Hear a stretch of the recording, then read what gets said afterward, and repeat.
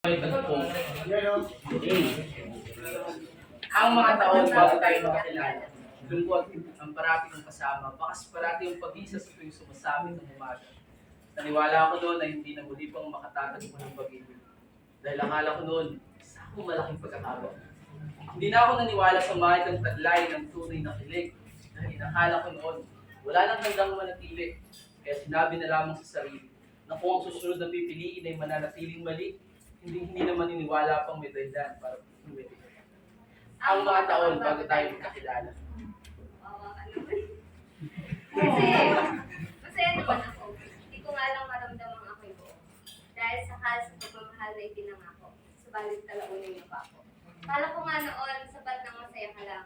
Kaya hindi ko na napansin ang mga pagkukulang. Ako'y nabulag sa maling pagtingin. Kaya hindi na pinansin ang mga kanta. Kaya sinabi ko sa sarili, study first lang muna.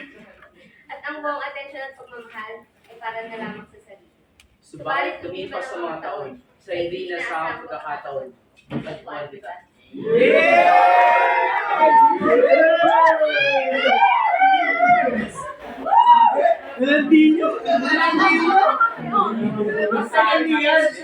Matagpuan kita. First year college ako sa UTC, naging kaklase kita. Wala pa akong pakisay noon dahil bukod sa isa ka lamang hamak na kaklaseng nakaupo sa aking harapan. May jowa ko that time. Hindi ko papansin ang iyong ganda at ang talino mong dala, kaya wala akong balak na makipagkilala. Ang feeling mo naman, at may pakilaman ako sa'yo noon. Dahil bukod sa hindi kita ramdam dahil sa iyong katahimikan, si Joker ako that time. Hindi ko inakalang ganyan ka pala kagandal at kakulit, kaya hindi ako lumalapit.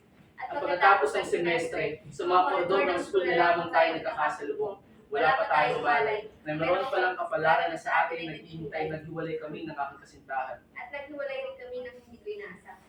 Sa paglipas ng mga buwan, naghiwalay kami ng aking kasintahan. At naghiwalay rin kami ng hindi ko inaasahan. Sa paglipas ng mga buwan, pinagtagpo muli tayo. Dito ko na nakita ang ganda mong tatay. At dito ka na rin nagkwento ng marami. Di ko inakalang may magiging interesado pala sa aking kwento. At di ko inakalang ipagkakatiwala mo ang mga ito. Aminado ko mainipin, pero dahil sa'yo, natuto ko maghintay. Pinado akong takot, pero dahil sa mga pinakita ko, natuto akong maniwala. Alam ko hindi ito aksidente. May mga dahilan ng ating mga pagsasalubong sa pasilyo kung bakit tayo naging magkaklase. Nakatadhana ang lahat ng ito. Hinanap kita. At sa'yo ka natagpuan ang aking sarili. Salamat sa iyong pagdating.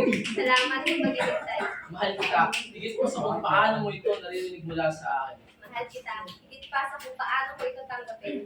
Walang kumpay na pag-ibig. Kung sa paghihintay ay hindi mainip. Hindi parating sakit ang dulot ng pag-ibig. Kung minsan, pag-ibig ang dulot ng sakit. Patuloy lamang tayo magmahal. Ang tunay na pag-ibig ay hindi lamang nagtatagal. Ito'y nananahan. Sa puso ng tunay na nagmamahalan, piliin lamang parati nating umibig. Patuloy lamang maghintay.